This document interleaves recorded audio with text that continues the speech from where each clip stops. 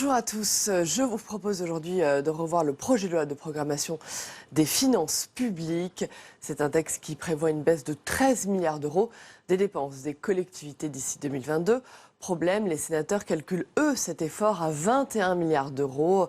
Le gouvernement prévoyait d'encadrer le ratio d'endettement des collectivités, c'est-à-dire le nombre d'années qu'il leur est nécessaire pour se désendetter.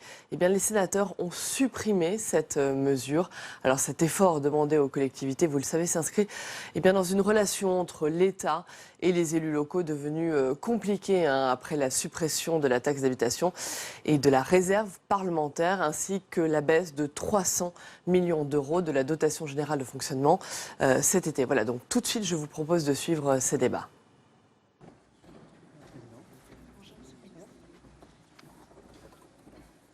Merci à vous.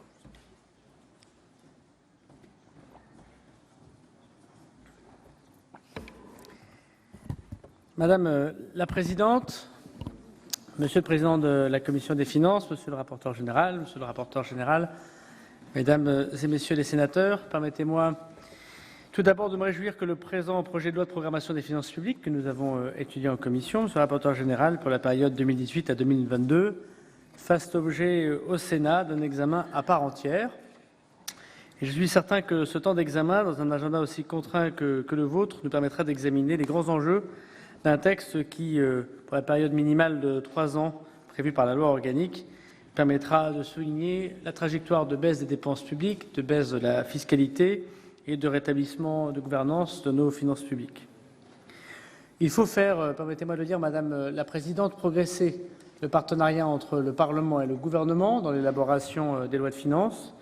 Et j'ai proposé au président du Sénat, comme au président de l'Assemblée nationale, que nous puissions réfléchir, Monsieur le rapporteur général, Monsieur le Président, à l'évolution de l'étude de nos textes de finances publiques.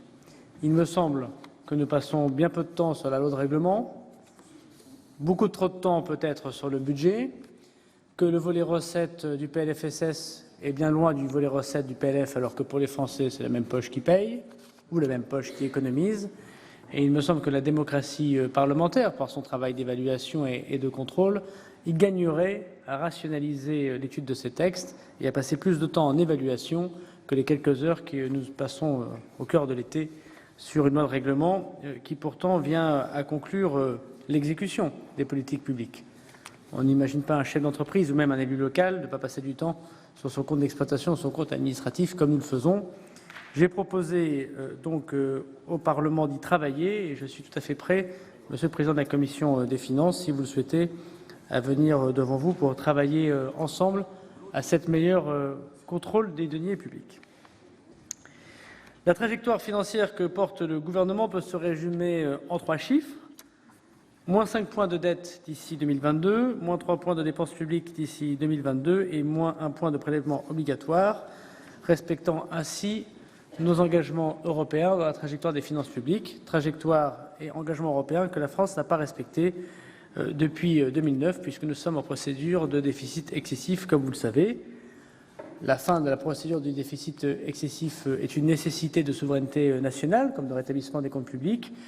Et si en 2009-2010, on pouvait comprendre que la crise économique nous a empêchés de respecter ces engagements, nous constatons, et le rapport de la Cour des comptes qui vient clôturer la gestion précédente a souligné que l'Allemagne, qui a fait le même choix de relance que nous, a su retrouver un engagement financier compatible avec les engagements européens, alors que nous avons, nous, continué à de la dépense en dehors des situations de crise économique. Notre objectif de trajectoire est un objectif ambitieux, puisqu'il est de parvenir au quasi-équilibre budgétaire en 2022. Je sais que ici, Monsieur le rapporteur général, Mesdames et Messieurs les sénateurs, quelques-uns d'entre vous, en commission et dans le débat public, se sont élevés pour souligner que les efforts n'étaient pas assez importants et qu'il fallait avoir un engagement de déficit structurel de 0,6 points. Je voudrais m'arrêter quelques instants sur cet argument, puisque j'ai compris, mais le débat aura l'occasion d'en discuter, j'ai compris que pour atteindre ce 0,6 de déficit structurel, il fallait mettre, si j'ose dire, de côté un certain nombre d'engagements fiscaux ou de suppression de postes dans... Je n'ai pas dit pour vous, Monsieur le rapporteur général. Mon adresse ne s'adresse pas qu'à vous, malgré le respect que j'ai dans cet hémicycle pour vous. ou de supprimer plus de postes dans la fonction publique. Je voudrais simplement rappeler, mais chacun a les chiffres en tête, que la suppression de 50 000 postes dans la fonction publique rapporte, si j'ose dire, en moyenne 1 milliard d'euros. Et que ce n'est pas par la seule suppression de postes dans la fonction publique, même en appliquant les programmes même le programme présidentiel que certains ont pu défendre au projet législatif, que nous obtiendrons effectivement ces économies. Donc je serai très preneur dans un débat responsable et argumenté que ceux qui souhaitent que nous fassions plus de réduction de dépenses puissent nous dire effectivement où et comment ils le feraient, puisque j'entends ici ou là qu'il y a une sorte de schizophrénie entre les demandes de réduction de dépenses publiques et dès que le gouvernement propose la fin des contrats aidés, le renouveau de la politique du logement, peut-être un meilleur aménagement du territoire, il ne faut toucher ni à la culture, ni à la santé, ni à l'éducation, ni à l'armée, ni à la police, ni à la justice, ni aux contrôleurs fiscaux, ni aux gardiens de phare, j'imagine, surtout s'ils sont dans certaines de nos territoires. Effectivement, ça devient compliqué dans le détail de réduire la dépense publique, mais je crois que c'est le lot de tous les gouvernements que d'assumer des décisions, certes impopulaires, mais conformes à l'intérêt général. Je voudrais, Madame la Présidente, si vous me le permettez, souligner 2 points particuliers de cette LFPFP et ne pas rentrer dans un débat exhaustif, puisque je crois que les amendements nous permettront d'avoir un débat tout particulier. D'abord, votre Chambre s'intéresse, et c'est normal, c'est son rôle institutionnel, particulièrement aux relations de l'État avec les collectivités locales, ce qui est mon premier point. Et dans un second temps, je voudrais que nous puissions nous arrêter quelques instants sur un certain nombre de dispositions de la loi de finances qui nous permettent de respecter nos trajectoires de finances publiques. Le choix qui a été fait et dont nous attendons de la part du Sénat, évidemment, remarques, constructions et propositions, est le pari de la confiance avec les collectivités locales.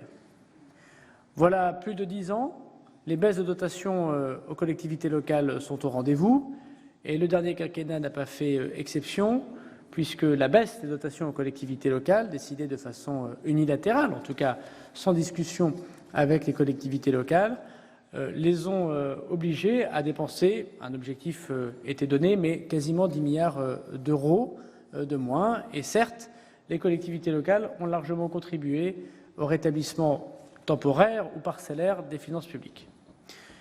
Il est tout à fait démagogique de dire que les collectivités locales, aujourd'hui, n'auraient pas d'efforts à faire. Elles en ont évidemment, et je suis tout à fait d'accord avec la Haute Assemblée dans ses expressions lorsqu'elle souligne que cet effort doit être à proportion de leur place dans la dépense publique ou dans l'endettement de nos administrations publiques. Il ne semble pas que la baisse des dotations soit une bonne méthode.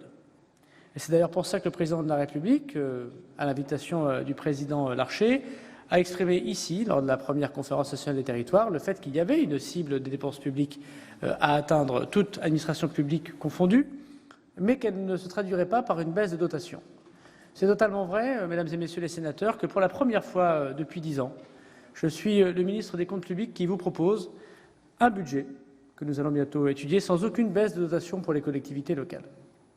En revanche, nous proposons effectivement de lutter contre le tendanciel, un tendanciel dont nous savons chacun qu'il est toujours difficile à combattre, et monsieur le rapporteur général des affaires sociales le sait plus que personne pour la sécurité sociale, un tendanciel, et ce tendanciel doit être fondé sur le pari de la confiance et de la confiance territoriale. Quel est l'esprit novateur du gouvernement?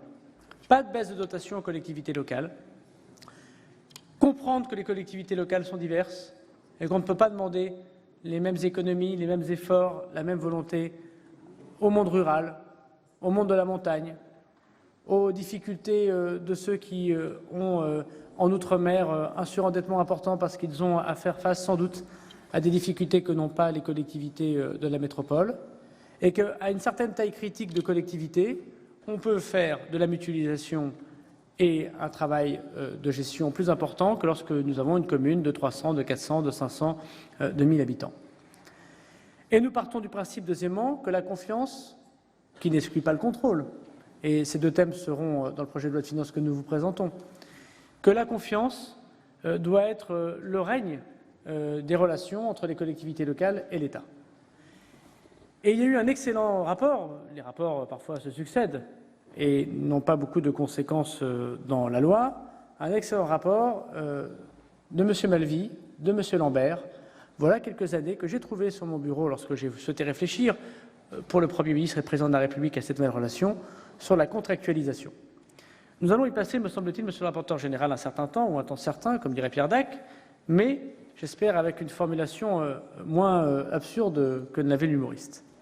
L'idée est que pour les 317, 319, 340, je suis à l'écoute du Sénat, évidemment, pour changer un certain nombre de dispositifs s'il le faut, mais que pour les plus grosses collectivités, c'est-à-dire toutes les régions, tous les départements, toutes les communes de plus de 50 000 habitants et toutes les agglomérations de plus de 150 000 habitants, nous puissions avoir un contrat, et ce contrat qui est fondé sur une augmentation de dépenses en fonctionnement et pas en investissement, puisque le principe est bien sûr de sauvegarder l'investissement local, dont nous savons tous ici, pour avoir été des élus locaux, qu'il est le plus grand porteur de l'investissement public.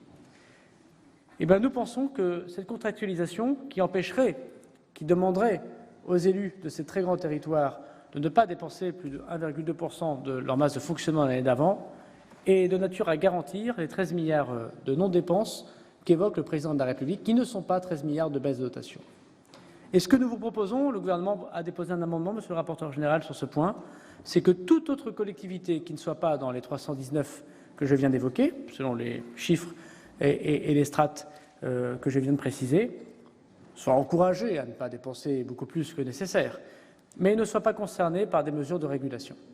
Ce qui veut dire que la quasi-intégralité des communes de France, celles que vous représentez, ne sont pas concernées par la contractualisation. Je pense que la contractualisation peut être faite avec tout le monde, mais tout le monde n'est pas obligé de la faire. Et pour avoir dirigé une commune de 100 000 habitants, qui évidemment considère des économies que vous évoquez, il faut évidemment savoir que les élus luttent toujours contre le tendanciel et que si beaucoup sont vertueux, quelques-uns malheureusement ne le sont pas. Et il y a une deuxième règle que nous souhaitons souligner, qui est une règle prudentielle, que le réseau d'alerte des villes de la préfecture, que les préfets interpellent souvent de façon un peu cachée les élus pour ne pas avoir trop de contraintes politiques, dans des endettements trop importants, existe et qu'il faut savoir réguler cet endettement qui apparaît parfois comme du surendettement. Et loin de la contrainte, la règle que nous souhaitons proposer à votre Haute Assemblée est que des élus puissent avoir ce débat budgétaire autour de leur endettement au sein de leur assemblée délibérante, parce qu'il nous semble être une condition de la démocratie, que lorsqu'elle dépasse un niveau d'endettement, prenons l'exemple des communes, de plus de 12 ans, expliquer comment on revient à un endettement raisonnable, c'est-à-dire un endettement que nous aurons à définir de ce qu'il est de raisonnable, ce qui ne veut pas dire qu'il n'y a pas des ressauts dans des explications d'investissement à un moment donné, mais que le surendettement ne doit pas être souligné de manière pérenne, pour revenir au bout de 3, de 4, de 5, de 6 ans, la loi ne dit rien là-dessus, à un endettement, si j'ose dire, raisonnable. Et que c'est dans le cas où, au bout de 5 ou de 6 ans, que ce contrat de retour à un endettement raisonnable ne serait pas respecté, que la Chambre régionale des comptes, ce qu'elle fait d'ailleurs déjà de manière non automatique, aura à formuler un certain nombre de préconisations. Et je sais que c'est une marotte du rapporteur général parce qu'il l'a fait dans son département, notamment sur le temps de travail des agents publics.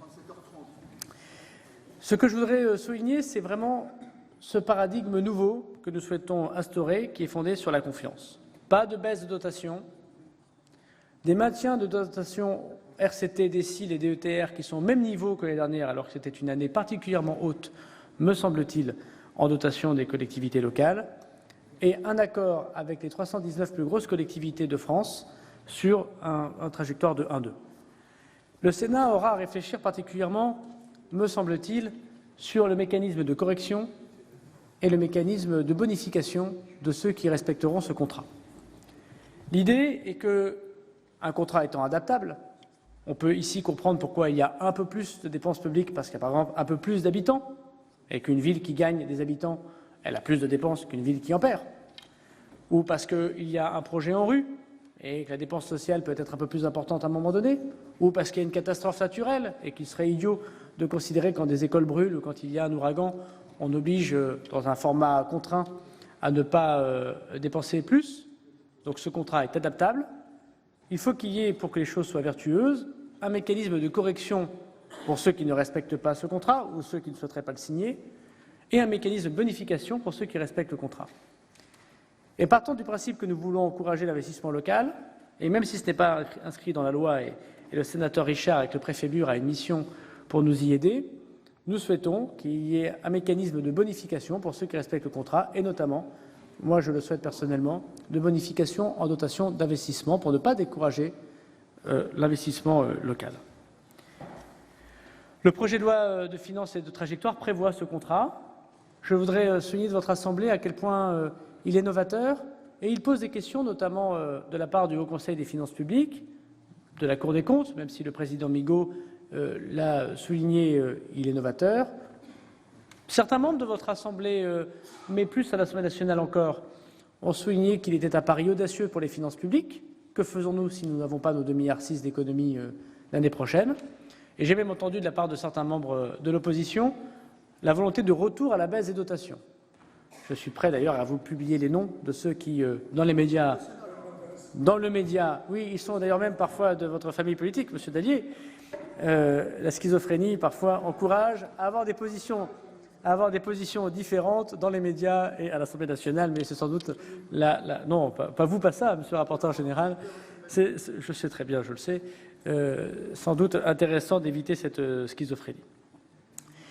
Parmi les autres sujets qui concernent effectivement les finances publiques, en dehors des relations et de la pari de confiance avec les collectivités locales, je voudrais souligner que nous avons opéré à la demande de l'Assemblée nationale et conformément à la demande des élus territoriaux, des régions, des départements, mais surtout des communes, que le FCTVA ainsi que la TVA affectée ne fassent plus partie d'une enveloppe normée qui, je crois, inquiète légitimement un certain nombre d'élus. Et vous retrouverez à l'intérieur du projet de loi de finances la promesse ainsi concrétisée, notamment par le travail que je voudrais souligner du rapporteur général du budget de l'Assemblée nationale, M. Giraud, très attentif également à l'avis des collectivités locales.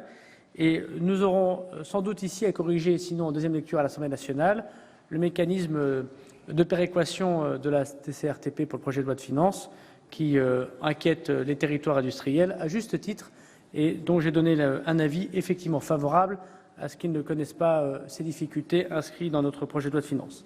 Ce qui permet de dire à votre Assemblée également, et j'en terminerai par là pour les collectivités locales, que nous aurons sans doute à réfléchir avec la suppression de la taxe d'habitation pour 80% des Français et quand vous assurez du dégrèvement, pardon ? Oui, ce serait une solution qui serait heureuse de réfléchir à la fiscalité. Bon, vous savez, ne présumons pas du Conseil constitutionnel avant qu'il ne donne son avis, monsieur le rapporteur général, puisque les exonérations et dégrèvements existent beaucoup et qu'il existe des communes, notamment la mienne, où plus de 60% de la population ne paye pas cette taxe d'habitation. Je sais que nous n'avons pas tous les mêmes territoires. Bon. Mais qui peut dire un seul instant ici que la taxe d'habitation est juste pour les territoires et juste pour nos concitoyens? Il faut donc réfléchir au renouveau de la fiscalité locale et la révision des valeurs locatives que beaucoup d'entre vous m'encouragent à faire très rapidement a tellement été urgente que voilà 42 ans, c'est-à-dire qu'avant que mes parents ne soient mariés, puissent avoir eu connaître une révolution qui tarde à venir parce qu'effectivement, les mêmes qui réclament sans doute les valeurs locatives viendraient demander des taux de neutralisation et des taux de planchonnement que nous appliquons sur les valeurs locatives des locaux commerciaux, qui a été lancé par un ministre voilà bien longtemps, qui s'appelait Éric Woerth, et qui maintenant a l'occasion à la présidence de la Commission des finances de regarder son œuvre 10 ans plus tard. Vous imaginez bien que nous sommes effectivement dans un moment plus différent encore pour les valeurs locatives. Et avant de mettre des dizaines de milliers d'agents publics pour la révision des valeurs locatives, peut-être faut-il imaginer le renouveau d'une fiscalité locale qui encourage souvent des avocats d'affaires à Neuilly-sur-Seine à payer la même taxe d'habitation que la secrétaire médicale à Tourcoing, ce qui, avouons-le, est quand même assez peu loin d'être juste, mais on aura l'occasion de rediscuter de tout cela. C'est bien un dégrèvement dont il s'agit. Le projet du gouvernement est bien de réfléchir à la fiscalité locale par une chronique qui est dans le projet de loi de finances. Je rappelle que c'est 10 milliards de baisse d'impôts pour nos concitoyens. Quand j'entends le procès sur un budget qui toucherait que les classes sociales les plus élevées, je constate que la volonté que nous avons de bloquer à 2 500 € net par personne seule la suppression de la taxe d'habitation concerne bien ceux qui sont des classes modestes et les classes moyennes. C'est la plus belle et la plus grande baisse d'impôts que le gouvernement ait à vous proposer à la demande du président même de la République, dont je rappelle que c'était juste dans son projet électoral qui a été validé par 2 fois par les Français, puisqu'il y a eu également des élections législatives pour ceux qui ont loupé cet épisode, cette ténébreuse affaire du mois de juin dernier. Nous en venons à l'article 10, avec pour le moment 3 demandes de prise de parole, avec Madame Sophie Taillé-Polian. Vous avez la parole, chers collègues. Merci, Monsieur le Président, Monsieur le Ministre. L'article 10 suscite effectivement énormément d'interrogations et d'inquiétudes. Vous proposez ce changement de forme comme la mise en place d'éléments de négociation ou de dialogue.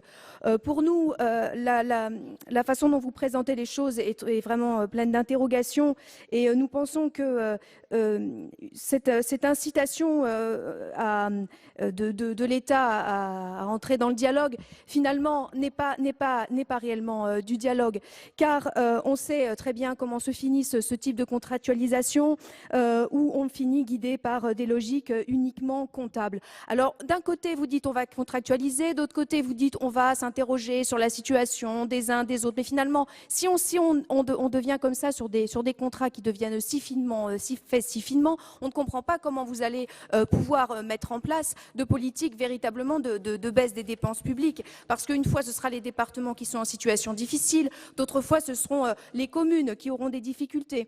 Ou alors, ce sera évidemment une façon de pousser tout le monde vers une diminution radicale des dépenses publiques sans prise en compte des spécificités. Il y a des configurations, cela a été beaucoup rappelé, qui sont extrêmement différentes entre collectivités. Et je pense notamment aux communes qui ne peuvent pas être comparées aux départements ou aux régions. Et notamment, je pense aux 44 communes d'Île-de-France qui seront impactées par cette contractualisation et qui représentent par leur diversité tout un déséquilibre territorial qui est une réalité incontournable de cette région. L'État demande à ces communes de zones denses de maîtriser du foncier, d'accueillir de nouvelles populations et qui vont générer des dépenses supplémentaires. Et en même temps, vous souhaitez que ces communes limitent l'évolution de leurs dépenses. Cela n'est pas sérieux, cela n'est pas possible. Et je n'aborde même pas les déséquilibres territoriaux de cette zone qui ne sont évidemment malheureusement pas assez compensés par les mécanismes de péréquation. Nous pensons que cet article 10 va conduire à une mise sous tutelle des collectivités et remettre en cause le principe de libre administration et cela nous rend extrêmement inquiets au regard d'une dynamique que nous pensons être de votre part une dynamique de recentralisation. Merci, chers collègues. Monsieur Salvodelli.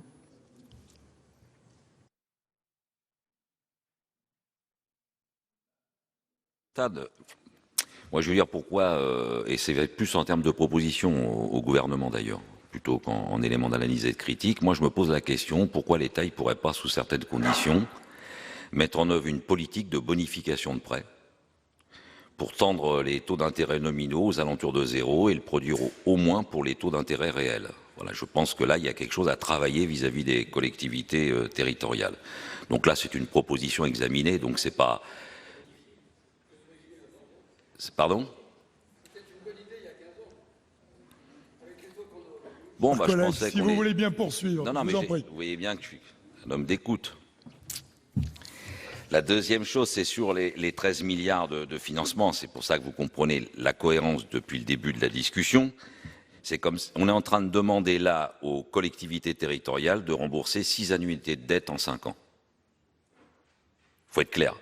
Pour être très court, puisqu'on a des temps très courts pour s'expliquer, j'ai fait le total. Là aussi encore, on peut contester les chiffres, mais c'est ce qui va se passer du point de vue de nos collectivités territoriales, avec certes des disparités entre les communes, les départements, les régions, du point de vue de leur niveau d'endettement.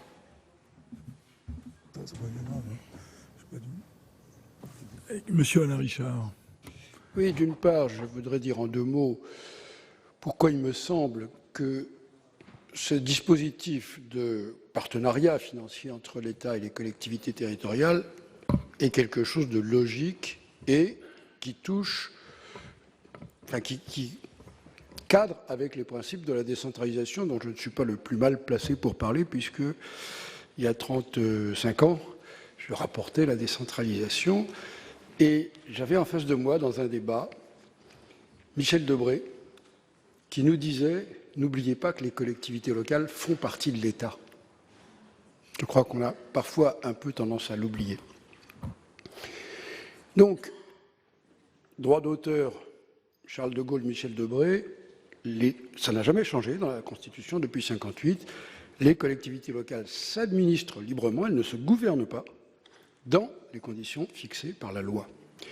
Donc, que la loi, ça n'est pas fini d'ailleurs, on va en parler un peu plus tard et sans doute après la nouvelle lecture, que la loi fixe un cadre financier qui permet malgré tout aux collectivités territoriales de s'administrer avec une marge de liberté, c'est toujours une marge, et le Conseil constitutionnel l'a dit 10 fois, ça paraît quelque chose de raisonnable et d'adapté à la période. Maintenant, puisque je crois qu'il était question, je n'étais pas encore en séance, de la mission que le gouvernement nous a donnée à quelques-uns, qui est pluraliste au sens où il y a à la fois des élus locaux ou d'ex-élus locaux et des hauts fonctionnaires, des experts, ce que nous demande le gouvernement laisse des marges de manœuvre et des marges d'appréciation importantes. Et dans quelques jours maintenant, le rapport que nous présenterons au gouvernement présentera des options.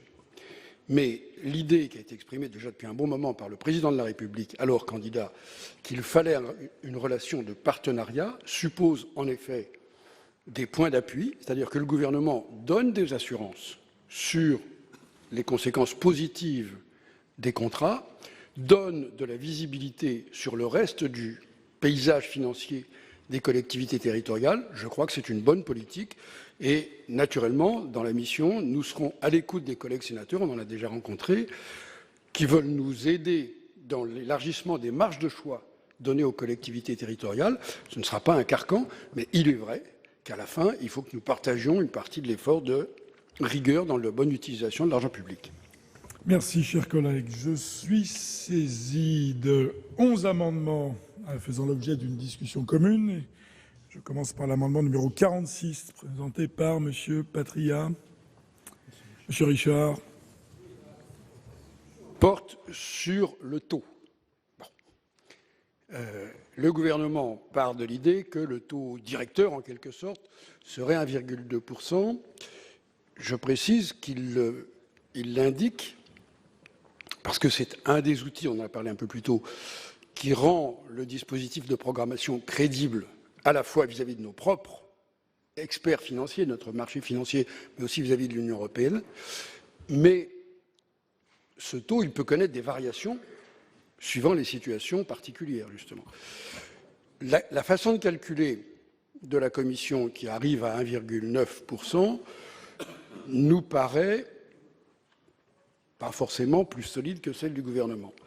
Je rappelle à ce sujet que pour l'État, la préoccupation qui a été exprimée de façon très claire par le président de la République, c'est un plafonnement de la dépense publique de l'État par rapport à l'évolution du PIB. Donc, quand on parle d'un tendanciel vis-à-vis des collectivités locales, il peut y avoir plusieurs façons d'apprécier ce tendanciel, notamment quand on regarde le nombre d'années qu'on va suivre pour apprécier ce qu'a été la courbe des collectivités territoriales, mais le fait que les collectivités territoriales suivent un rythme qui ralentit leur niveau de dépenses par rapport au PIB, c'est, je crois, l'objectif principal que nous devons atteindre. Et donc, c'est pour ça que nous préférons la formulation du gouvernement. Merci, chers collègues. L'amendement numéro 48 rectifié, présenté par M. Gabouty, un certain nombre de ses collègues, qui le défend. Monsieur Gabouty. Oui, 48, et je vais défendre en même temps le 50 rectifié, puisque c'est un amendement de repli.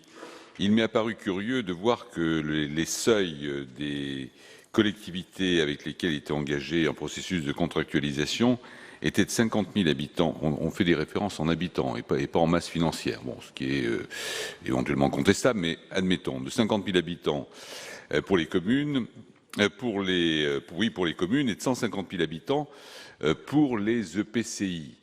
Si on regarde les budgets respectifs des communes et des EPCI, qui dans ce cadre-là sont généralement au minimum des communautés d'agglomération, on s'aperçoit, compte tenu du niveau de compétences obligatoires transférées et de celles qui risquent de devenir obligatoires, que dans bien des cas, à population équivalente, le budget des EPCI et les recettes propres des EPCI sont supérieurs au budget et aux recettes propres des communes. Donc je ne comprends pas cet écart de différenciation entre 50 000 et 150 000 habitants. Moi, je le mettrais à égalité, à 100 000. Et au moins, si on me disait qu'il y a des raisons pour que ça ne soit pas égalité, de réduire l'écart qui est de 1 à 3 et qui me paraît tout à fait excessif. Voilà pour ces deux amendements. Sur l'amendement du gouvernement, le numéro 55, Monsieur le ministre. Oui, je me permettrai, Monsieur le Président, si vous êtes d'accord, de défendre l'amendement et puis donner peut-être un avis sur ce qui a été évoqué sur les amendements en discussion commune, puisqu'il s'agit, et je crois que le sénateur Richard l'a bien dit, je voudrais le remercier pour son travail très important qu'il fait avec d'autres de ses collègues, élus et non élus, pour éclairer le Parlement et le gouvernement pour une relation nouvelle entre les collectivités locales et l'État. J'ai longuement, lors de ma présentation, parlé du dispositif qu'on évoque, et je voudrais dire à Mme la sénatrice qui a pris la parole tout à l'heure que s'il y a bien recentralisation et s'il y a bien non-respect des collectivités locales, c'est la baisse uniforme et aveugle qui a été opérée par l'ancien gouvernement notamment, mais un peu par l'ancien avant encore avec lui, puisqu'il n'y avait pas de discussion avec les collectivités locales. Et lorsque on regarde bien les choses, et on peut écouter ce que dit Monsieur le sénateur sur la question sur le nombre d'habitants ou la masse financière qui peut être évoquée, l'important pour le gouvernement, c'est que nous puissions atteindre une cible de non-dépenses publiques, puisqu'il ne s'agit pas de 13 milliards de baisse de dotation, mais bien 13 milliards de non-dépenses, ce qui est totalement différent. Et pour quiconque a géré une collectivité locale, c'est que les choses sont bien différentes. Dire que dans l'amendement du gouvernement que, Monsieur le rapporteur général, je souhaiterais, en m'excusant de l'heure tardive à laquelle il vous est arrivé, puisse ouvrir, c'est en fait un amendement qui permet au Parlement d'avoir les mains les plus libres, après avoir entendu, me semble-t-il, les collectivités locales, les associations d'élus, la conférence nationale des territoires qui se déroule dans vos murs, mais aussi tout simplement finalement le report vers une discussion de seconde lecture et le projet de loi de finances. Que dit l'amendement? Il permet à la fois de clarifier les intentions du gouvernement et de laisser aux collectivités locales, dans un mécanisme de correction, voire de bonification, parce que c'est ça qui est intéressant dans le contrat, c'est de pouvoir aider ceux qui ont la vertu de bien gérer leurs finances publiques, ce qui est le cas de la plupart de nos collectivités, et en même temps de pouvoir freiner la dépense publique lorsqu'elle est trop importante, de pouvoir avoir les mains libres laissées par le Parlement et le gouvernement dans sa discussion lors des secondes lectures et lors du projet de loi de finances. C'est très important parce que ce mécanisme, il est nouveau, il est contractuel, il décide donc d'avoir un contrat qui doit être fondé sur des faits les plus objectifs possibles. Il doit prendre en compte la situation de chacune des collectivités locales concernées. Les régions ont l'équivalent d'un point de TVA, les départements ont des difficultés sociales que le gouvernement n'ignore pas et qu'il faut bien régler. Les communes ont elles-mêmes des différences entre elles, selon leur taux de pauvreté ou le nombre d'habitants qu'elles ont en dynamique. Et je crois qu'il serait de bon ton, Monsieur le rapporteur général, que votre Assemblée puisse l'adopter afin de laisser les mains libres à vous-même et à l'Assemblée nationale pour continuer à discuter de cette question extrêmement importante, puisqu'on voit bien que la baisse des dotations n'est en aucun cas une bonne méthode pour gérer correctement les finances publiques locales. Merci, Monsieur le ministre. Je suis ensuite saisi de 3 amendements identiques. Le premier est le numéro 7 rectifié, signé par Monsieur Savary et un certain nombre de ses collègues. Qui le défend? Dominique de Legge. Oui, Monsieur le Président, Monsieur le Ministre, les collectivités territoriales et les territoires, c'est aussi, j'ai même envie de dire avant tout, des habitants et une population, d'où la nécessité d'introduire le critère démographique. Merci, cher collègue. L'amendement 49 rectifié, Monsieur Gabouty. Pardon, je suis au 15, je me trompe, c'est Monsieur Savoldelli pour le groupe communiste. Oui, simplement, c'est une précision, parce qu'il y a effectivement dans le texte, je pense que ça fera plaisir peut-être au gouvernement d'adoucir son texte, contrainte que l'État lui impose en parlant des collectivités. si on veut rester dans l'esprit contractuel, je voudrais le remplacer par engagé dans le cadre de leur relation contractuelle, qui me semble plus fidèle à l'esprit de la loi.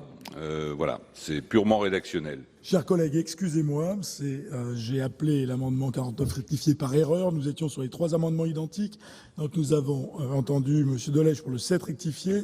Ensuite, sur le numéro 15, j'ai M. Salvodelli. Et à nouveau, vous, M.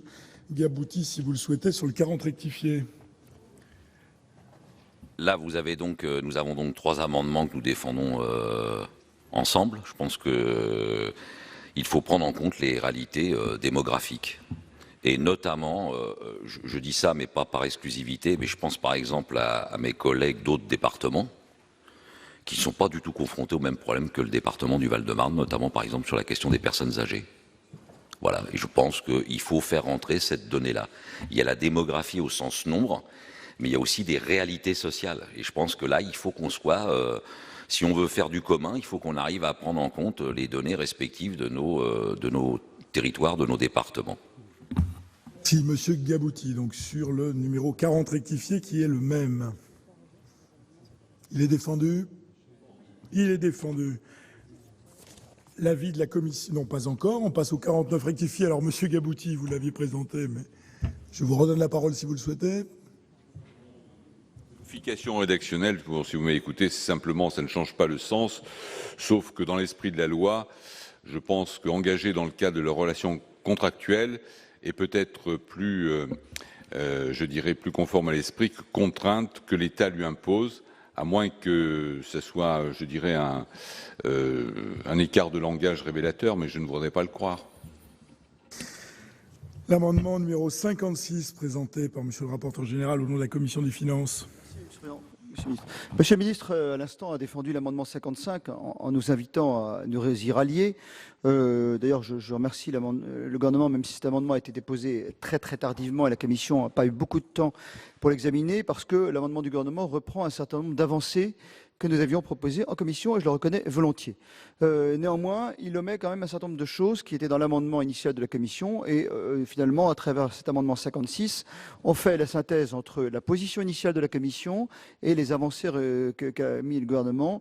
Et donc l'amendement 56 reprend donc ces avancées proposées par le gouvernement dans l'amendement 55, tout en conservant les propositions de la commission, notamment sur 3 points. Ça exclut les petites communes et les EPCI du mécanisme de correction, en précisant bien que ceux, vous l'avez pas, qui auront contractualisé de façon volontaire demeurent exclus du mécanisme de correction. Ça n'a pas été distribué ? Alors, hein, j'ai demandé. Ouais. Nous allons vous le transmettre. Il y a la discrimination à l'égard du gouvernement qui n'a pas eu l'amendement. Ça reprend la contrepartie au respect des objectifs que le gouvernement a introduits en la faisant porter sur des ressources, notamment sur la DGF, mais bien sûr sans référence à la TVA des régions, parce que la TVA n'est pas un concours financier pilotable, et ça prend la précision du calendrier en le renvoyant à un calendrier, à un décret en Conseil d'État. Donc, de manière très concrète, c'est un peu technique, un peu complexe. Nous avions proposé un certain nombre d'avancées. Je remercie le gouvernement de les avoir reprises dans son amendement 55 qui était défendu par le ministre. Nous les prenons pour compte et nous améliorons encore la rédaction en reprenant ce que nous avions voté hier. C'était hier en commission. Voilà. Donc, en regrettant que cet amendement n'ait pas été distribué au gouvernement. Malheureusement, les parlementaires l'ont eu, mais pas le gouvernement, qui était, semble-t-il, oublié. Monsieur le ministre souhaite la parole. Effectivement, il semble que l'amendement était dans l'alias, mais n'était pas dans le dérouleur, monsieur le ministre. Vous comprendrez, monsieur le président, je demande quelques minutes de suspension de séance pour que j'étudie l'amendement de monsieur le rapporteur général. Sont accordés, monsieur le ministre. Nous allons entendre monsieur Savoldelli pour l'amendement numéro 27. Monsieur le ministre, vous souhaitiez la parole à l'instant. Alors, vous l'avez. Oui, merci monsieur le président. Bon, par respect pour votre assemblée, mais aussi pour le travail constructif que nous pouvons mener ensemble sur cette question importante, le gouvernement pourrait donner un avis favorable à votre amendement, monsieur le rapporteur général, et donc retirer le sien. Peut-être il manque-t-il, mais je l'étudierai très rapidement, un tout petit point que j'ai fait rajouter moi-même hier soir, donc j'y tiens, c'est un mécanisme de bonification qui manque dans votre amendement, puisqu'il y a le mécanisme de correction, mais le mécanisme de correction peut avoir un symbole un peu négatif, Alors qu'il me semble que pour que le contrat soit vertueux et qu'on ait tous intérêt à l'encourager, il y a un mécanisme de bonification pour les vertueux. Alors, qu'est-ce que ce mécanisme de bonification? Je pense que les assemblées auront l'occasion, sur l'inspiration du rapport que monsieur le sénateur et d'autres pourront nous fournir, on aura l'occasion d'y revenir, mais je pense que si vous accepteriez de le compléter ainsi, en tout cas d'éclaircir ainsi, le gouvernement aura un avis favorable et retirera le sien. Mes chers collègues, pour la plus grande clarté de nos débats, je préférais que nous allions au bout de l'examen des 11 amendements qui sont en discussion commune. Ensuite, la Commission nous donnera son avis sur chacun de ces amendements, le gouvernement également, parce que si nous commençons à commenter les amendements alors que la présentation n'est pas terminée, plus personne ne va s'y retrouver. Donc, je souhaiterais que nous revenions à l'amendement numéro 27, présenté par le groupe communiste. Il est défendu. J'ai ensuite l'amendement 10 rectifié bis, monsieur Reynal, vous nous le présentez? Oui, quelques mots, Monsieur le Président, Monsieur le Ministre, pour l'amendement effectivement 10, prévoyait effectivement de revenir sur la rédaction qui avait été initialement adoptée en Commission des Finances sur finalement le mécanisme de correction. La question était de savoir à qui il devait s'appliquer. Nous avons donc déposé cet amendement.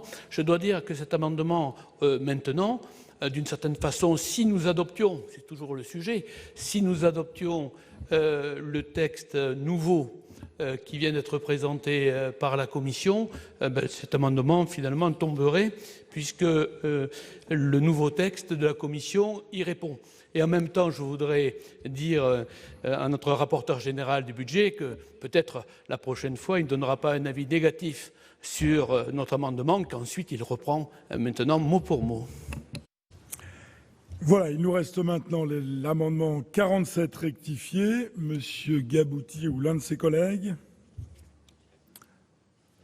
Personne ne le défend. Eh bien, écoutez, il tombe. Alors maintenant, nous souhaiterions entendre l'avis de la Commission sur les 10 amendements.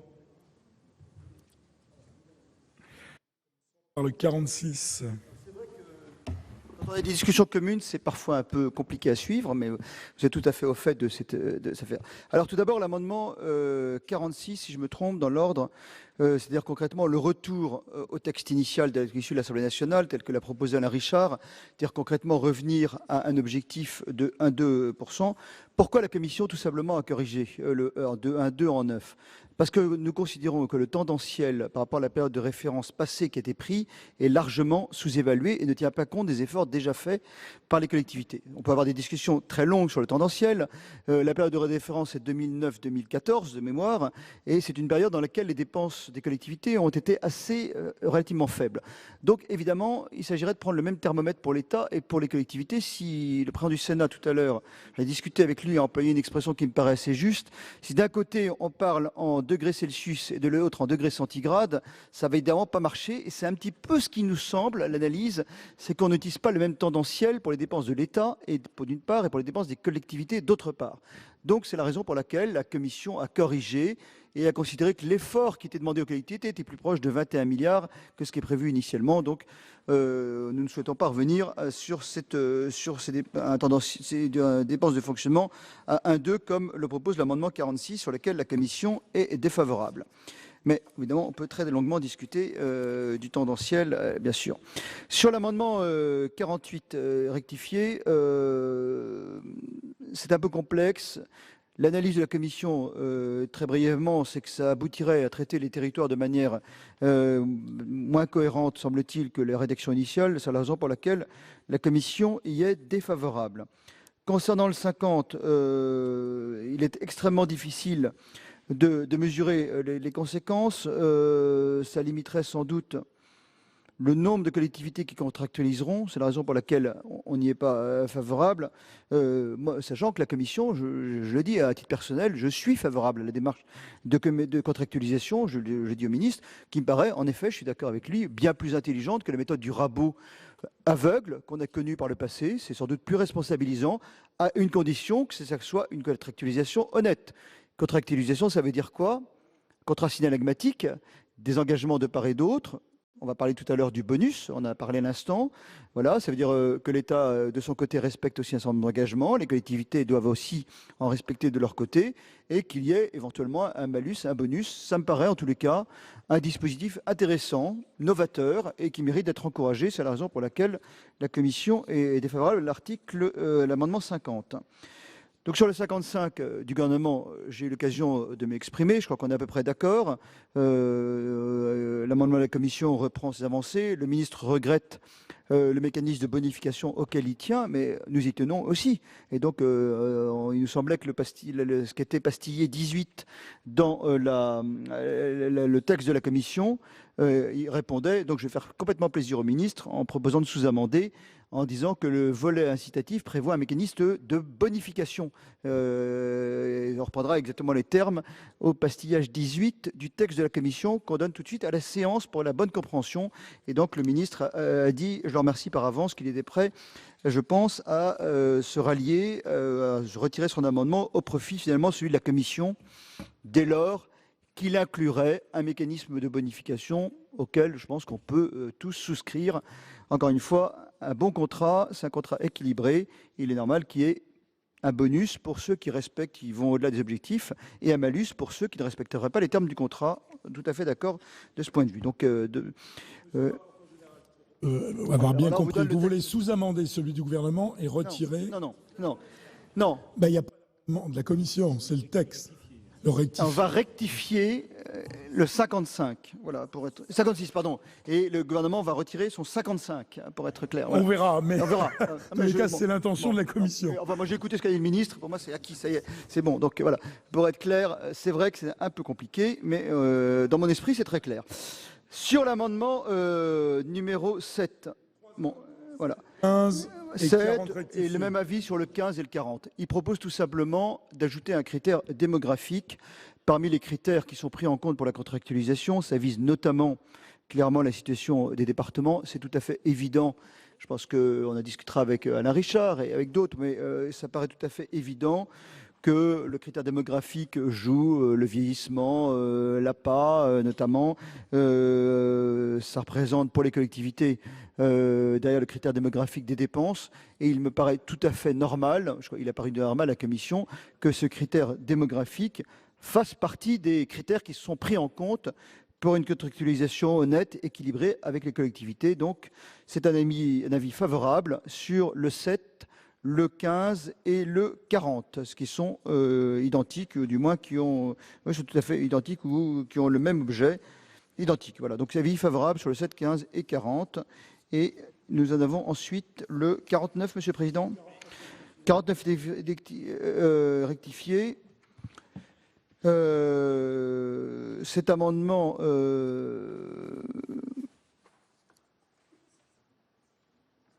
l'analyse en modifiant les engagements pris par l'État dans les contrats. La première analyse, c'est que ça serait sans doute moins protecteur pour les collectivités en remplaçant les mots « contraintes que l'État par engagé dans leur cadre de l'organisation contractuelle ». Ça paraît beaucoup moins précis, en tous les cas moins protecteur pour les collectivités. C'est la raison pour laquelle la Commission a été défavorable à cet amendement. Le 56, je l'ai présenté et on va le rectifier pour que le gouvernement soit pleinement satisfait. Et nous aurons ensuite le 27, évidemment défavorable, puisqu'il supprime ce que je considère comme une avancée pour les collectivités, c'est-à-dire le mécanisme de contractualisation. Et le corollaire du mécanisme de contractualisation, c'est le mécanisme de correction ou de soutien. Le supprimer, ça enlèverait un outil de pilotage à la dépense publique. Je le disais clairement, le contrat, c'est quelque chose qui me paraît être une avancée par rapport à un système de rabot aveugle, et il est normal que dès lors qu'il y a un contrat, il y a un mécanisme de correction. Et donc, avis défavorable à l'amendement 27 du groupe CRCE. Et enfin, eh bien, cet amendement 10 rectifié bis, Claude Raynal l'a dit et l'a regretté. Il me semble, je rends hommage à son auteur, je m'incline, il me semble pleinement satisfait par l'amendement 56 de la Commission, tel qu'il pourrait être, dans quelques instants, être adopté, me semble-t-il. Y a-t-il autre chose? Non, monsieur le rapporteur pour la pleine général. clarté de nos débats, On propose de rectifier et l'amendement 55 et le mot 56, pardon, décidément, et le mot contractualisation, Monsieur le ministre, et le mot bonification, pardon, apparaîtra pleinement. Le gouvernement y tient, mais nous y tenons aussi en tant que responsable de collectivité et représentant des collectivités. Ça me paraît normal qu'il puisse avoir une bonification pour les collectivités qui respecteraient leurs engagements. Oui. Alors, Monsieur le ministre, l'avis du gouvernement sur ces 10 amendements restant en discussion commune. Merci, Monsieur le Président. Permettez-moi de résumer le spectacle, comme disait Pierre Desproges. Donc, permettez de dire un avis défavorable sur l'intégralité des amendements, à l'exception de l'amendement du rapporteur général auquel le gouvernement se rallie et donc retire son amendement 55. Il a écouté avec attention le complément, puisque l'article de la Commission prévoyait le soutien à l'investissement qui n'est pas tout à fait la bonification. Le soutien à l'investissement, ça peut être la DSIL, ça peut être la DETR. La bonification, c'est ce qu'a évoqué monsieur le rapporteur général. Donc je suis d'accord avec la rédaction telle qu'il l'a dite à l'oral. Et donc je retire le 55. Je voudrais souligner, Monsieur le Président, l'esprit constructif du gouvernement, si monsieur le rapporteur général le permet, et trouver un compromis avec la Haute Assemblée dont nous reconnaissons évidemment la totale légitimité en ce qui concerne la question des collectivités locales. Il me semble que ça laissera le temps à la mission et à la Conférence nationale des territoires de travailler en attendant une seconde lecture et le PLF. Je veux dire, Monsieur le Président, que par définition, et sans prendre la parole sur le reste des amendements de cet article 10, je donnerai un avis défavorable, considérant qu'on a déjà bien avancé avec l'amendement du rapporteur général. Et un amendement, pardon, au 46 de M. Patria, mais je crains que M. Patria ne voit son amendement rejeté, mais évidemment, voilà, je laisserai M. Richard le faire. Alors, je vais mettre aux voix ces amendements, en commençant par le 46. J'ai cru comprendre qu'il était retiré. Il est retiré. L'amendement 48 rectifié, avec 2 avis défavorables de la Commission et du gouvernement. Monsieur Gabouty. Oui, donc moi je maintiens pour le principe cet amendement parce que je trouve que la distorsion est importante et je n'ai entendu aucun argument m'indiquant pourquoi il y avait eu ces choix de seuil. Alors qu'on me dise ensuite on va prendre des seuils financiers, ça je veux bien l'entendre, ce serait effectivement beaucoup plus équitable.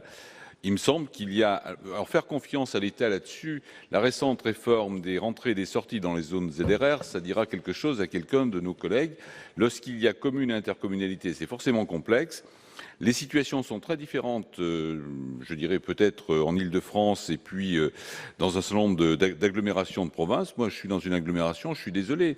L'EPCI, qui est une communauté d'agglomération sur Limoges, a un budget supérieur à celui de la ville de Limoges, même si la ville de Limoges représente les 2 tiers de l'EPCI. Mais les transferts de compétences font que l'EPCI est financièrement plus puissant que la ville.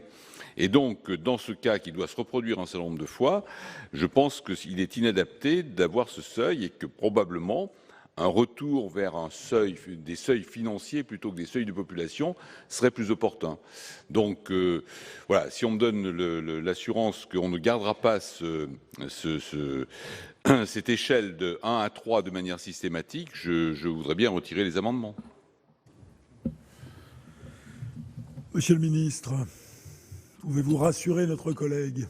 Par respect pour la position de M. le sénateur, que je peux comprendre d'abord sur la distinction, à partir de quand on rentre dans la contractualisation de manière, comme l'imagine le gouvernement, il y a un niveau de seuil d'habitants, il faut bien prendre un seuil, je conviens avec vous qu'il n'est pas très heureux, il correspond aux 2 tiers de la dépense publique, si on met région, département, puis les communes.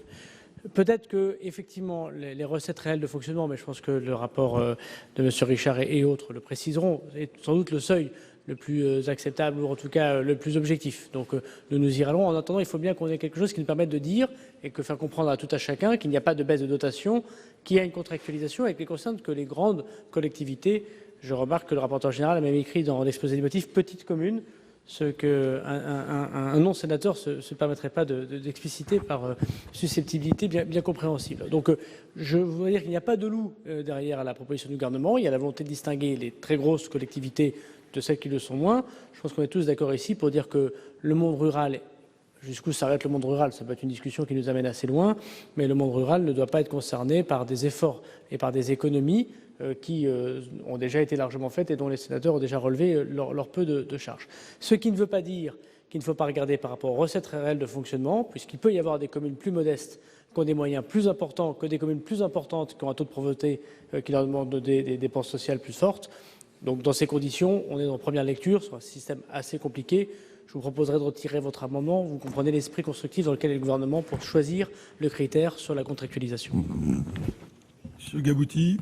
Je retire les deux amendements et je serai vigilant, disons, à la deuxième lecture.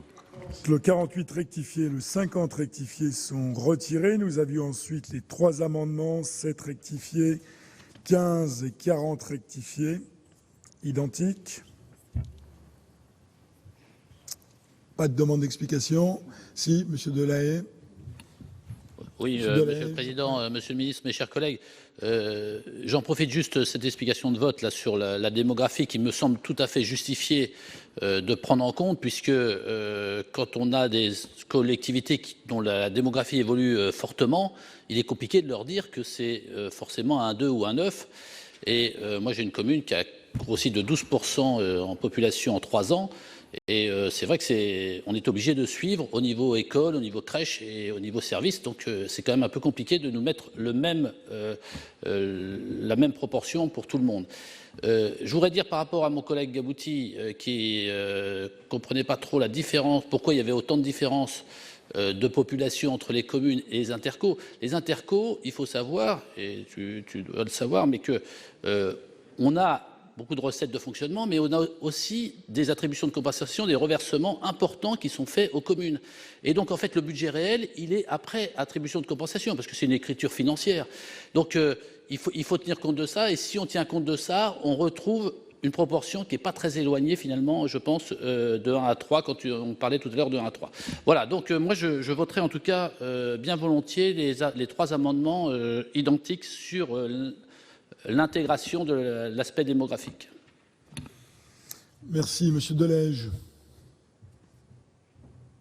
Oui, merci, Monsieur le Président. J'avoue que j'avais du mal à comprendre la position du gouvernement. Refuser la notion démographique, c'est tout simplement accepter que nos territoires et nos collectivités territoriales seraient gérées indépendamment d'une réalité humaine et d'une évolution démographique. Enfin, c'est le b.a.-ba. Donc un territoire, c'est d'abord une population. Et donc, c'est la raison pour laquelle je voterai bien évidemment ces amendements. Voilà, donc je vais mettre aux voix ces 3 amendements identiques avec, je le rappelle, un avis favorable de la Commission, un avis défavorable du gouvernement. Monsieur Richard, vous vouliez vous exprimer? Président, je peux ajouter un bref commentaire sur l'affaire de la prise en compte de la démographie. Il est assez vraisemblable que, en tout cas dans les propositions que fera notre équipe, nous le mentionnerons simplement. Comme tout le monde a une croissance démographique. Si on veut que ça ait un impact, il faudra, à mon avis, raffiner le critère, de manière que ça ne joue qu'en faveur des collectivités qui ont une croissance substantiellement supérieure à la moyenne. Deuxième, parce que quand on commence à parler de critères, je voudrais souligner auprès des collègues, puisque la discussion approfondie aura lieu en fait en nouvelle lecture, sur le fait que tout ça est à regarder avec une certaine vigilance constitutionnelle. Parce que quand on parle de collectivité territoriale, tout est dans la loi, et que si on commence à avoir des critères de différenciation, il ne faut pas qu'on aille chatouiller, passez-moi l'expression, le principe d'égalité. C'est-à-dire qu'il faut que chacune des différences soit objectivable et justifiable. Et donc, comme l'appréciation démographique, vous le savez tous, on entend tous dans les départements des récriminations, prend toujours en compte des périodes assez éloignées. Parce qu'aujourd'hui, nous vivons sur des chiffres de population qui sont les chiffres au 1er janvier 2014. Donc, le constat démographique que vous allez faire, il va porter sur 6, 8, 9 ans en arrière. Nous pensons qu'il faudra aussi prendre en compte, ce qui est par ailleurs un message utile, la production de logements en cours au moment du contrat. C'est-à-dire les logements livrés des 2 dernières années, qui par définition ne sont pas dans le recensement, et les logements autorisés, etc. Donc, c'est simplement pour signaler que quand on va regarder ces critères-là, nous préconiserons qu'ils soient dans la loi et que la marge de négociation, d'appréciation pour individualiser les contrats ne soit quand même pas infinie, parce que sinon, on bute sur le principe d'égalité, et qu'à chaque fois, il soit aisément chiffrable, de manière qu'il n'y ait aucun arbitraire. Merci, Monsieur Reynal. Il me semble là, mes chers collègues, que tout simplement on est là avec ces 3 amendements, comme peut-être avec d'autres, sur des amendements d'appel. Bon, on demande tout simplement à la commission en charge de réfléchir en ayant cette donnée. C'est ce que vous nous avez indiqué, c'est une bonne chose. Voilà. Et puis, je crois qu'il faut lui donner plus d'importance. Nous attendrons une nouvelle lecture pour avoir ensuite quelque chose de plus fin, évidemment, que ces amendements-là. Nous les voterons, bien entendu. Très bien, plus de demandes d'explication de vote. Alors je vais mettre aux voix ces 3 amendements. Avis favorable de la Commission, défavorable du gouvernement. Qui vote pour? Merci. Qui vote contre? Ils sont adoptés. L'amendement 49 rectifié. 2 avis défavorables, Commission et gouvernement. Pas de demande d'explication de vote. Je le mets donc aux voix. Qui vote pour? Monsieur Gabouty. Qui vote contre? Qui s'abstient? Il n'est pas adopté. Alors on me dit que pour le 56 rectifié, il est possible de distribuer la nouvelle version, ou alors, oui, ou je peux vous indiquer la rectification. Donc il s'agit, en bas de page, après le 4, alinéa 18, d'insérer un primo ainsi rédigé, remplacer les mots « des mesures de soutien à l'investissement local » appliquées par les mots « un mécanisme de bonification ». Les choses sont claires. Elles semblent claires. Alors je vais pouvoir mettre aux voix, à moins qu'il y ait des demandes d'explication de vote, je n'en vois pas. Je mets aux voix cet amendement 56 rectifié auquel le gouvernement s'est rallié. Qui vote pour? À l'unanimité, il est donc adopté. Et les 2 suivants tombent. Nous avons ensuite à examiner 3 amendements identiques. Le premier, le 5 rectifié, présenté par M. Delège. Merci, Monsieur le Président. Il s'inscrit dans la logique du débat que nous venons d'avoir. Et notamment, il s'agit des dépenses sociales des départements. Il s'agit de dépenses obligatoires qui sont la traduction de l'application d'une loi nationale à laquelle le département ne peut se soustraire.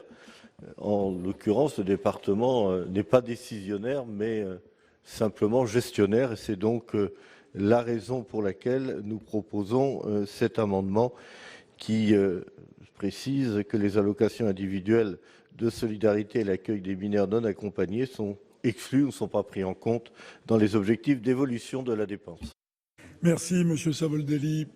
Amendement identique. Souhaitez-vous rajouter quelque chose pour le défendre? Manifestement, oui. Non, parce que là, on a un sujet très sérieux quand même sur les relations entre l'État et les départements, sur les 3 allocations nationales de solidarité, quoi. Je pense qu'on arrive...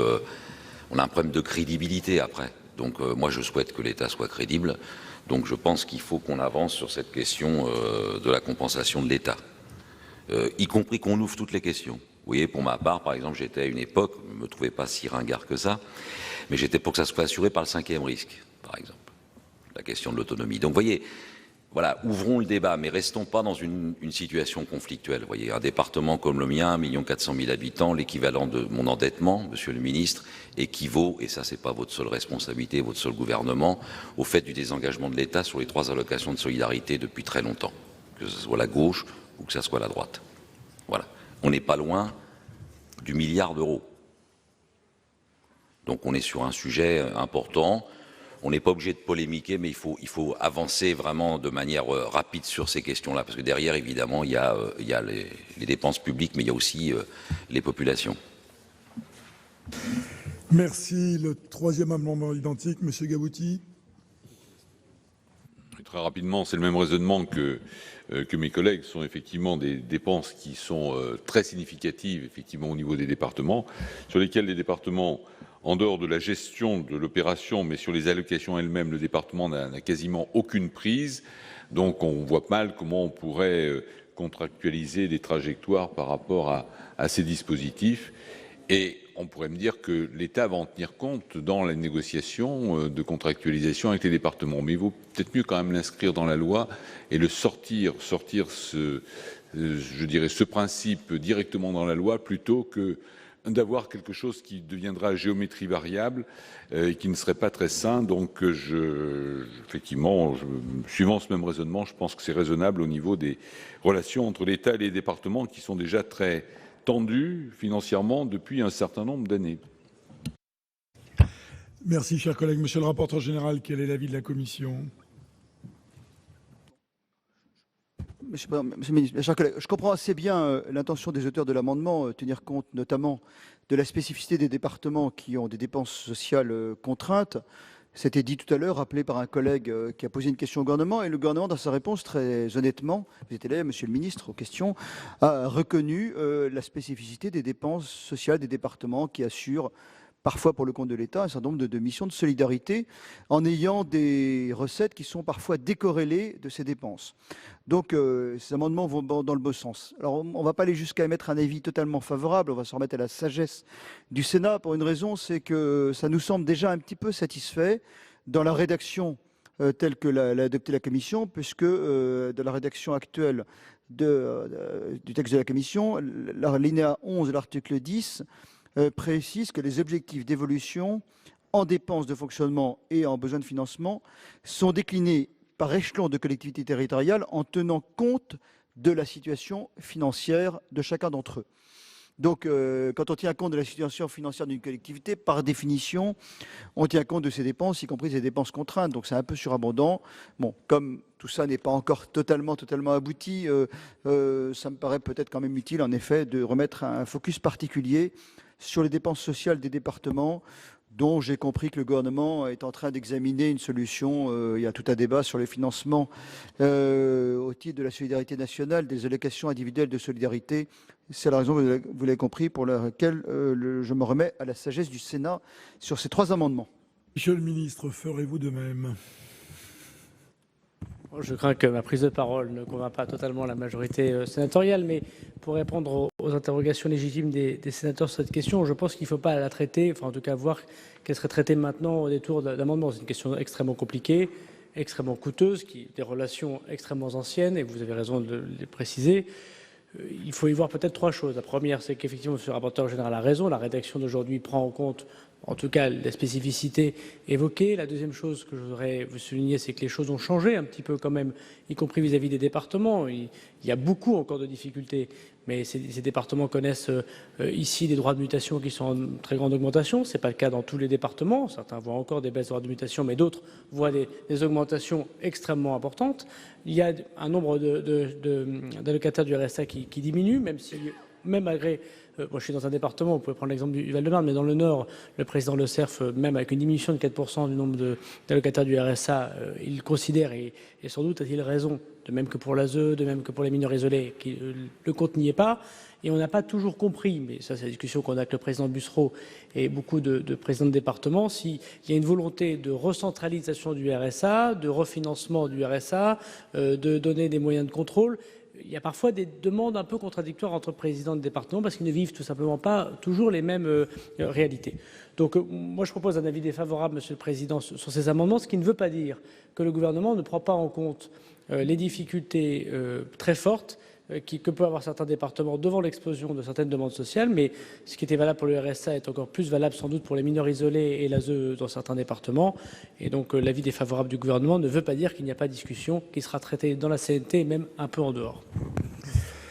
Voilà, alors un avis de sagesse de la Commission, un avis défavorable du gouvernement, et M. Alain Richard a demandé la parole en explication de vote. Oui, Monsieur le Président, autant on comprend très bien l'argumentation de départ des collègues qui disent qu'il faut traiter à part le cas des allocations individuelles de solidarité, autant si on entre dans la logique qui est celle d'une sortie du déficit excessif de ce pays, sur laquelle, inévitablement, la Commission et tous nos partenaires seront vigilants, parce que malheureusement, le parcours de la France en termes de prise d'engagement et de manque de réussite dans la réalisation de ces engagements à l'intérieur de l'Union européenne en fait un cas unique.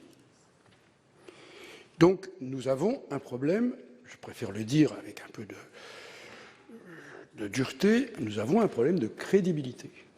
Donc, si le dispositif, qui est une loi, qui représente un engagement du pays, qui va être la base de la négociation de la sortie du déficit, comporte beaucoup d'exceptions, ça ne va pas faciliter la tâche de nos négociateurs, sachant que nous allons sortir de l'exercice 2017 à 2,8, plus probablement quelques chiffres derrière la virgule, du PIB, et que compte tenu de divers épisodes dont on parle aujourd'hui, on risque à la sortie de l'année 2018 de rester à peu près dans les mêmes eaux, et évidemment tout le monde le sait dans l'Union européenne.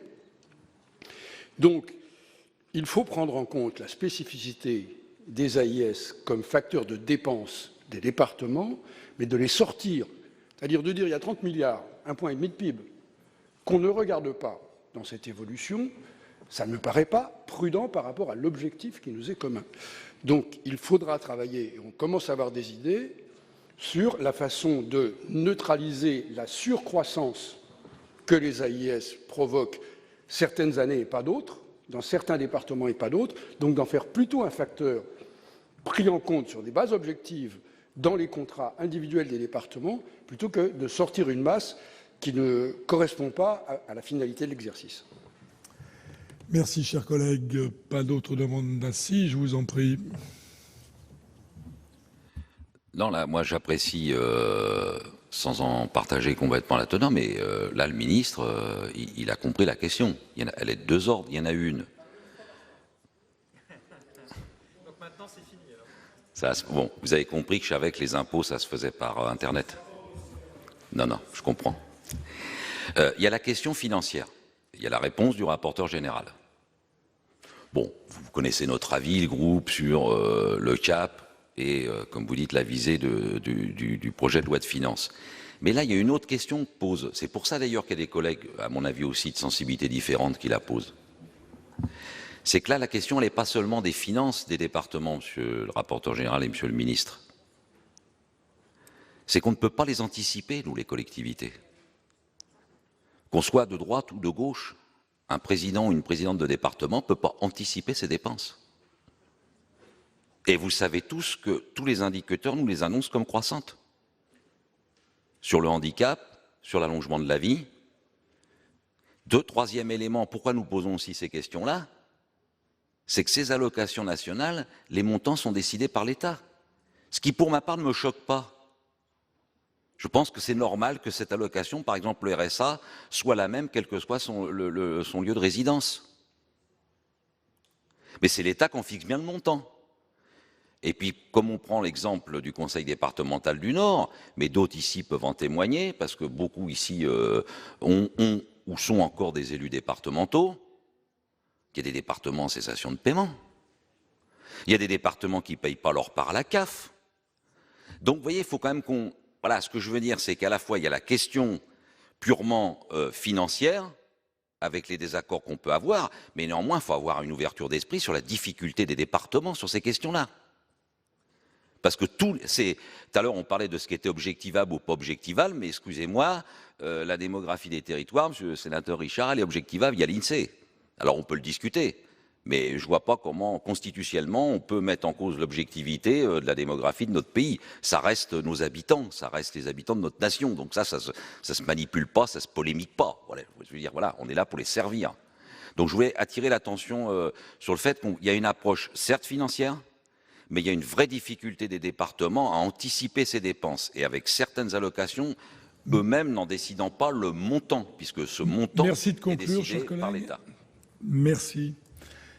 Pas d'autres prises de parole. Alors je mets aux voix ces amendements. Avis de sagesse de la commission, défavorable du gouvernement. Qui vote pour?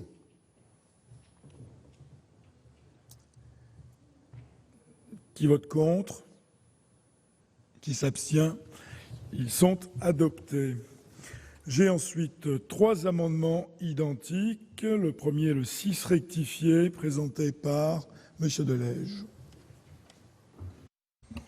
Merci, Monsieur le Président. Nous sommes là encore dans la même logique s'agissant de l'évolution du point d'indice des fonctionnaires. C'est une décision qui est prise au plan national par le gouvernement et la facture est envoyée aux collectivités territoriales. C'est la raison pour laquelle il est souhaité que l'évolution du point d'indice soit retirée de l'évolution de la dépense. Merci, Monsieur Savoldelli, pour un amendement identique défendu. Et ensuite, au 39, rectifié, Monsieur Gabouty. Il est défendu également. Monsieur le rapporteur général, quel est l'avis de la Commission des finances ? Moi, je vais inviter les auteurs de ces amendements à les retirer pour une raison simple, c'est que ça ne tient pas compte de la rectification apportée à l'article 10 par la Commission des finances, puisque, comme vous le savez, on a révisé l'objectif d'évolution des dépenses réelles de fonctionnement en le portant de 1,2 à 1,9. Si ces amendements étaient adoptés, ce serait finalement moins favorable que d'adopter la Commission des finances. Donc, ce n'est pas une très très bonne idée pour les collectivités. Donc, si c'était sur le texte initial, sans doute, mais comme on a changé, très concrètement l'évolution de 1,2 à 1,9, eh bien, je pense que les auteurs des amendements devraient les retirer. Sinon, avis défavorable. Monsieur le ministre, l'avis du gouvernement ? Défavorable. Est-ce qu'il y a... Monsieur Gabouty retire le sien. Monsieur Delège, vous le retirez. Monsieur Savoldelli, vous le maintenez. Alors, je vais le mettre aux voix avec une demande de retrait de la Commission, un avis défavorable du gouvernement. Qui vote pour? Qui vote contre? Qui s'abstient? Il n'est pas adopté. J'ai ensuite l'amendement numéro 26 présenté par Monsieur Savoldelli. Alors, il est retiré. Je vais ainsi pouvoir mettre aux voix l'article 10 avec une demande d'explication de vote de Monsieur Laménie. Oui, merci Monsieur le Président, Monsieur le Ministre, mes chers collègues. Bon, c'est vrai que cet article 10 est important. Bon, il y a de nombreux amendements. Et puis aussi des prises de position qui sont tout à fait légitimes. Mais c'est vrai que ça reste, même si on en a longuement parlé aussi en commission des finances, bon, ça fait partie des inquiétudes légitimes que nous pouvons avoir, de partenariat entre l'État et les collectivités territoriales, qui est largement abordé. Et cet article 10, la notion de contractualisation, bon après, même si ces dernières années, de l'ordre de 12 milliards d'euros ont été faits en termes d'économie au niveau des collectivités territoriales, bon, c'est vrai que dans le rapport de notre rapporteur général, bon, c'est vrai qu'il y a des graphiques qui indiquent que quand même les dépenses de fonctionnement des collectivités territoriales et de leur regroupement et des établissements publics de regroupement, c'est quand même autour de 200 milliards d'euros en fonctionnement, donc c'est quand même très important.